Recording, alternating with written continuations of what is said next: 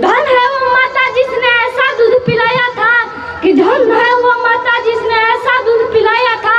जिस उम्र में तुम हसीनाओं से करते हो दिल लगी, कि जिस उम्र में तुम हसीनाओं से करते हो दिल लगी, उस उम्र में उसने हथियार उठाया था, उस उम्र में उसने हथियार उठाया था।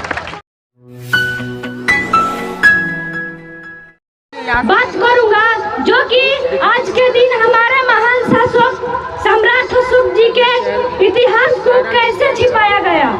अगर हम अपना इतिहास नहीं जानेंगे तो दूसरे के इतिहास के विरोध नहीं आ सकते। भारत देश की मिट्टी, कि भारत देश की मिट्टी मेरे माथे की चंदन है, कि भारत देश की मिट्टी मेरे माथे की चंदन है।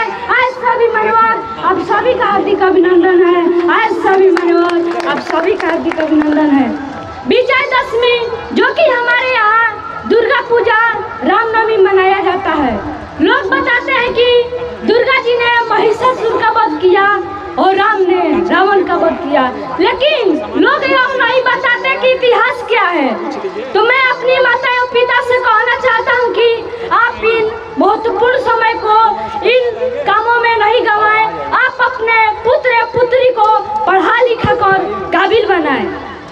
मैं जानता हूँ कि आपके घर में भी मेरे जैसे बेटे और बेटियां मौजूद होंगी, तो आप उन लोगों को पढ़ा लिखा कर काबिल बनाएं कि वो अपना इतिहास जान सके। बाबा साहब की एक कोटी याद आती है कि शिक्षा वो सरनी का दूध है, जो जितना पिएगा वो उतना दहाड़ेगा। उस दूध को हमारे समाज में अभी बहुत जरूरत है। पाटलिपुत्र की धरती पर ही हमारे महान शासक सम्राट अशोक जी का जन्म हुआ। इनका जन्म 304 ईसा पूर्व हुआ मौर्य वंश में। दादाजी का नाम चंद्रगुप्त मौर्य था, पिता का नाम बिंदुसार मौर्य था, माता का नाम सुभद्रांगी था। तो मैं अपने नौजवान भाइयों पर बोलना चाहता हूँ कि धन है वो माता जिसने ऐसा दूध पिलाया था, कि धन है वो माता जिसने ऐसा दूध पिलाया था। जिस उम्र में तुम हसीनाओं से करते हो दिल लगी, कि जिस उम्र में तुम हसीनाओं से करते हो दिल लगी, उस उम्र में उसने हथियार उठाया था, उस उम्र में उसने हथियार उठाया था।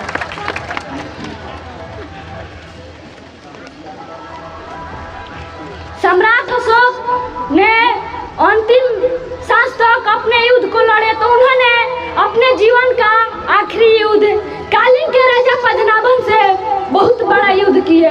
उस युद्ध के दौरान उन्होंने पूरे 8 सालों तक युद्ध लड़ते रहे और उन्होंने पूरे भारतीय उपमहाद्वीप से लेकर भारत, पाकिस्तान, नेपाल, श्रीलंका, म्यांमार के साथ ईरान व अफगानिस्तान के हिंद कुश तक मौर्य साम्राज्य का विस्तार किए।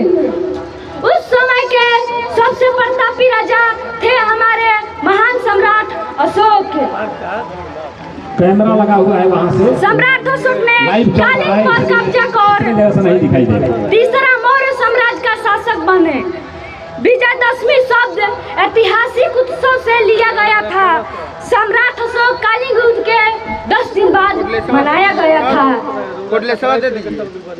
इस इतिहास को छिपाकर लोग अपने अपने राज्य में अपने द्वारा विजयदशमी पर रामनवमी, शिवरात्रि, नवरात्रि जैसे अन्य त्योहार मनाते हैं।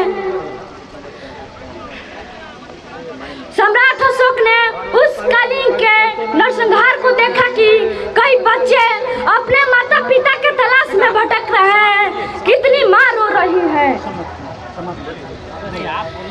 मैं इनका इतिहास बताते बताते थक जाऊंगा, लेकिन इनका इतिहास खत्म नहीं होगा। इस कारण मैं अपनी वाणी को विराम देता हूँ। जय भीम, जय भारत।